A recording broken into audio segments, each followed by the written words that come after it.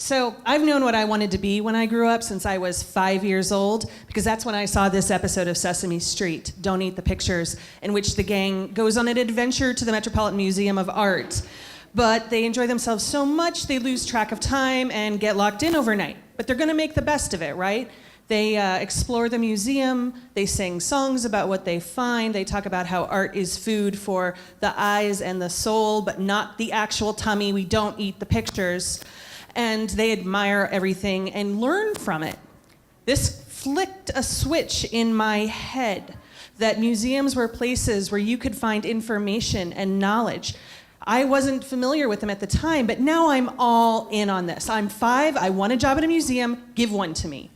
The thing that impacted me the most was the story of Satu, a young Egyptian pharaoh who came to life at night and roamed the halls, looking for the answer to a riddle he needed to solve so he could become a star that hangs in the night sky. The answer was somewhere in the museum, but he didn't know where it was. He had to look for it. So I started looking through museums. I went to a school system that taught the Trail of Tears as a long walk and the Civil War as a purely states' rights issue. I was missing out on a lot of information. But I found answers, I found knowledge in museums. And I learned to learn through connectivity and interpretation that I wasn't getting anywhere else.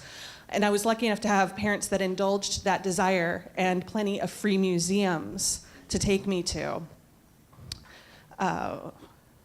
Sorry, lost my place already, ranting. But again, that learning to learn through the connectivity and that interpretation became a major driving force. And I learned about all the different kinds of museums, not just the Gothic buildings, but the gardens, the memorials, the battlefields. And I went all out studying this. When I was 15, I started really studying for this museum career. By the time I was getting my PhD in my early 20s, I was actually offered a job at the Smithsonian. I dropped everything and drove across country because I couldn't wait any longer to have the job I had wanted since I was 5 years old. For 12 years, I taught people all around the world how to read paintings like you would read a book, how to decipher codes in symbology and portraiture, how to tell time through jewelry and sandstone. I loved it. This was exactly what I'd wanted to do since I was 5 years old. And then I got sick, really sick. And the reality hit me that I was gonna have to walk away and quit the job I'd wanted since I was 5 years old. I had no idea what else to do with myself. I also didn't know how to experience a museum because I had been studying for this one passionate career path since before I could spell museum.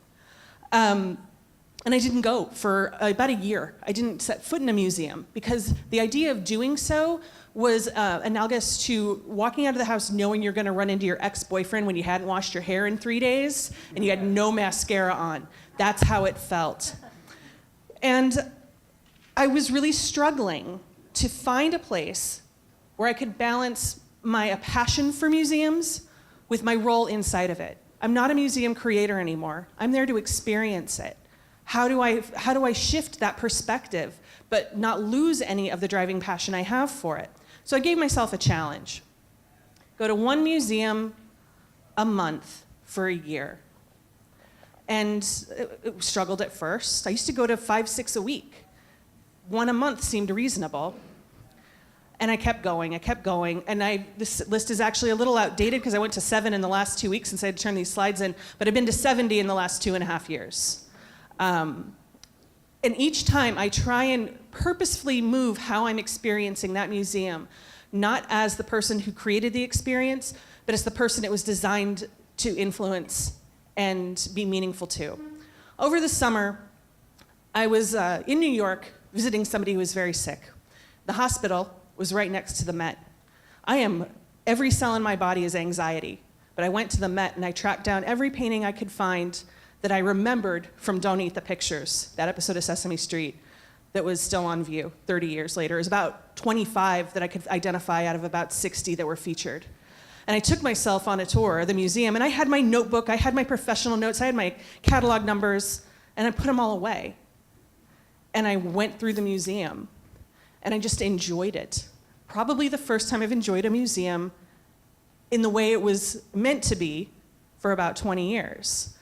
And what helped finally flip that switch for me was thinking back to Satu, the young Egyptian pharaoh, and his search for the answer to the riddle that he had gone on with Snuffleupagus and Big Bird. Because the riddle was, where do the past and the present meet? And the answer was, at the museum.